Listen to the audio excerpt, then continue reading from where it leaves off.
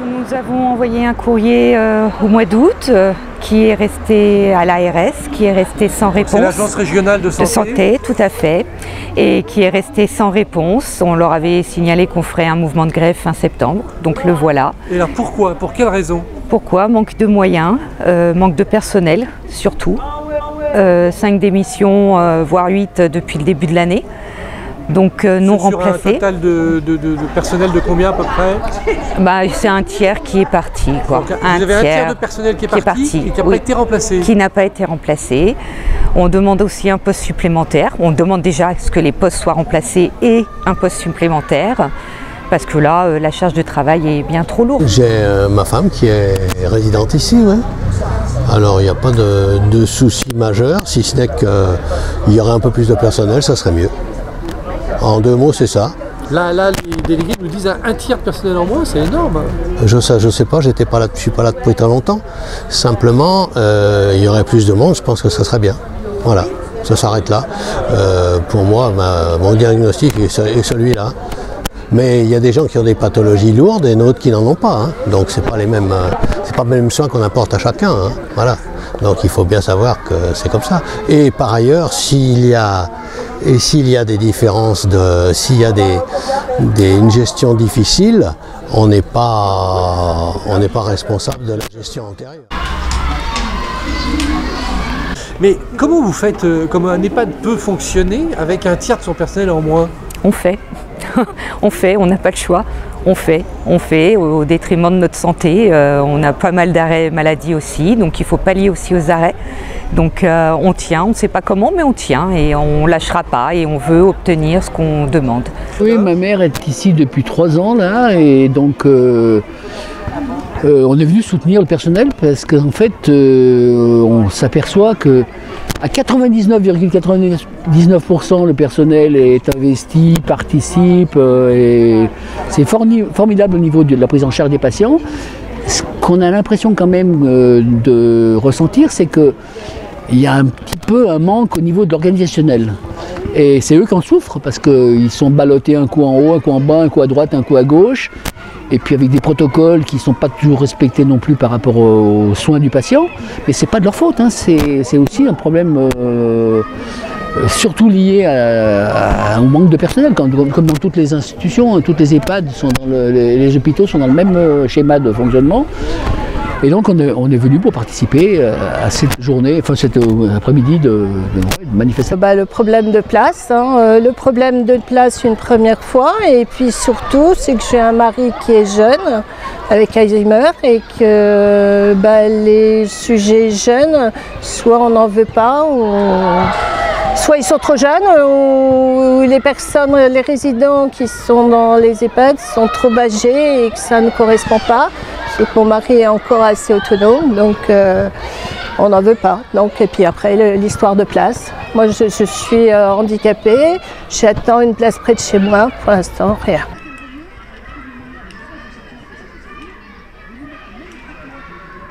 Par rapport à la condition des personnes âgées, c'est une cause nationale. Vous, comme directeur, dans ce contexte-là de réduction des économies, comment vous vivez ça, une grève dans votre établissement? Je le vis bien, puisque le droit de grève, c'est un droit constitutionnel, donc les personnels ont parfaitement le droit de faire grève. Maintenant, on peut se poser la question du pourquoi de la grève.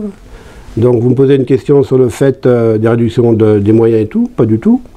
L'EHPAD de Novalaise a une dotation classique, on va dire. Les EHPAD sont financés de 3 façons. Vous avez, avec plusieurs acteurs, mais notamment l'ARS, avec la sécurité sociale, la dépendance avec le département et l'hébergement, toujours avec des résidents qui payent le prix d'hébergement, mais validé par le conseil départemental. Donc les tarifs sont très encadrés, autour effectivement de la prise en charge de qualité des résidents. Et ce, depuis, déjà, ça commence à faire longtemps, depuis la réforme de tarification de 1999. Avec encore une évolution en 2002, avec la loi du 2 janvier 2002, qui a fait en sorte qu'on se concentre sur l'équilibre d'accompagnement des résidents entre l'accompagnement personnalisé et la vie collective. Donc un EHPAD, c'est un lieu de solidarité puisque les familles ne peuvent pas forcément continuer de prendre en charge et d'accompagner leurs parents, hommes ou femmes ou enfants ou grands-parents, où c'est extrêmement difficile. Et effectivement, lorsqu'elle pousse la porte, notamment de Novalaise, elle trouve un EHPAD tout à fait digne de ce nom.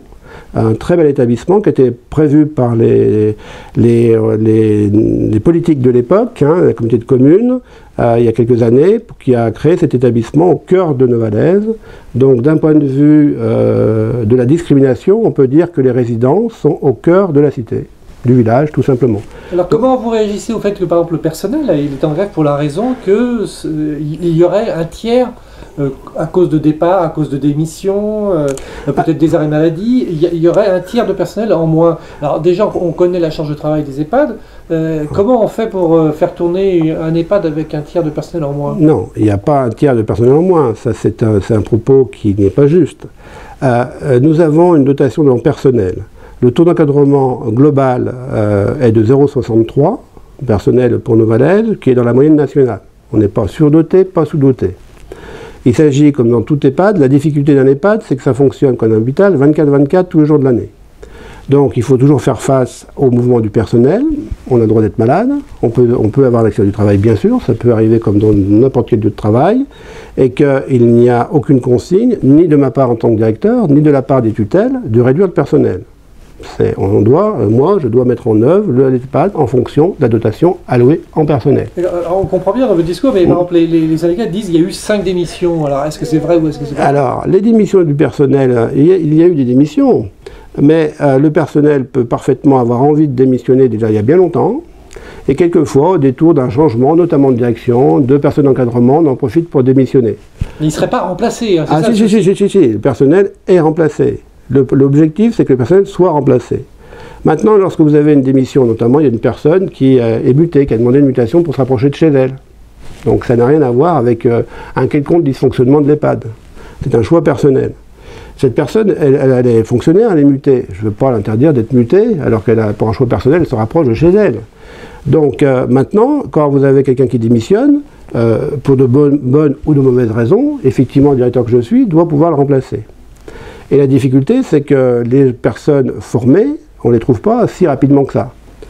Et on a une difficulté majeure, c'est qu'effectivement, même en intérim, on peut avoir des difficultés de trouver du personnel en intérim. Donc il y a un manque là quand même de personnel. Non. Je dis le principe, mais on fait tout pour remplacer le personnel. Lorsque nous sommes dans le service public. Déjà, il faut savoir une chose, c'est que nous sommes fondamentalement au service public. Donc tout salarié qui est ici doit avoir le sens du service public. Je pense globalement le personnel là. Ça demande quelquefois effectivement d'ajuster ses plannings. On pensait venir le matin et il y a une collègue qui est malade, on nous demande de faire un coupé pour assurer le service public. Ça, c'est notre lieu de travail. Ça, c'est obligatoire. C'est l'esprit du service public. Maintenant, les plannings ont été effectivement réformés, on les retravaille. Un planning, c'est jamais figé, parce que ça change en fonction de certains critères, sachant que depuis que je suis ici, je m'attache à structurer les plannings. Voilà. Et en l'occurrence, il y a une infirmière, notamment Diane, qui vient m'aider pour structurer les plannings. On a demandé même aux salariés de participer à un groupe de travail autour de ces plannings.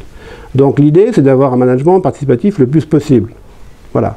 Mais je pense que vous me posez des questions sur ce que je pense de cette grève.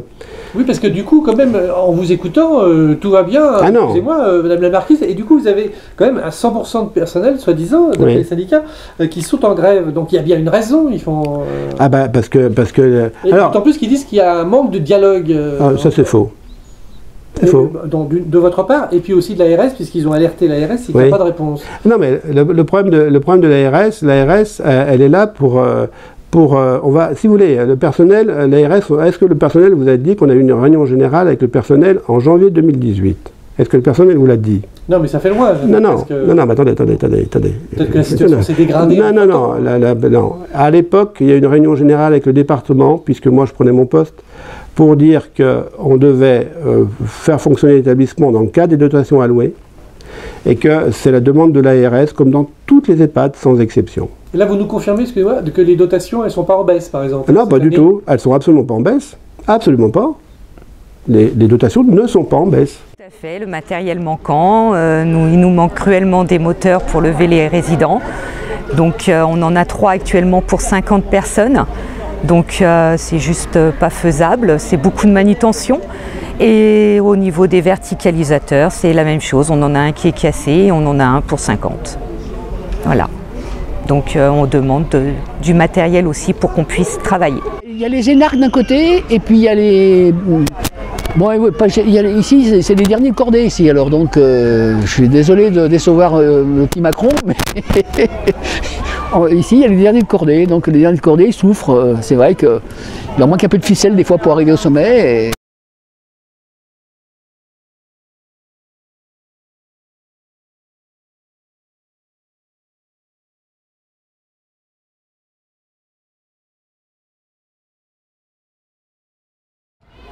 Alors, on s'est rencontrés là parce que vous étiez un peu, on peut dire, en colère, hein, parce que vous êtes là, on va dire, depuis à peine 15 jours. Hein, Oui. et racontez-nous, hein, l'administration vous réclamerait une facture. Hein, dites-nous un peu ça. Alors, entre le jour où je suis venue visiter pour voir si l'établissement pouvait convenir à mon époux et le jour où il pouvait rentrer, c'est passé, donc je suis venue un lundi et on m'a proposé de rentrer le mardi ou le jeudi de la semaine qui a suivi.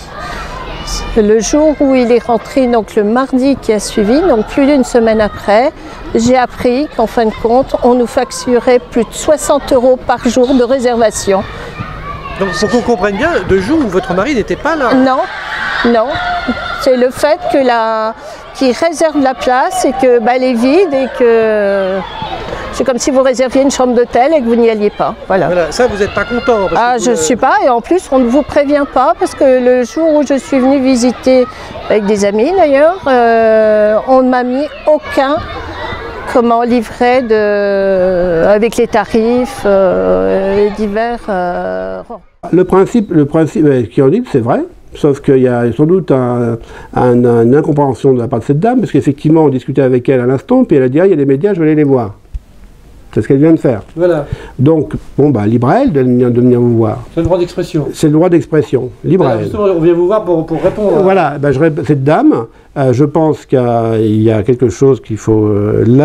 mon adjoint de direction lui a demandé de payer par téléphone cette réservation qu'on fait par tout le monde. C'est obligatoire, et cette personne dit que non. Donc c'est une parole contre une autre.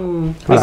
Ça c'est normal, c'est quand même bizarre de réserver payer, non mais de payer des jours où on ne va pas utiliser la chambre. Eh ben c'est normal ça, cher monsieur. D'accord. Parce que tout à l'heure, j'étais interviewé par vos collègues, on parlait d'économique que d'économique.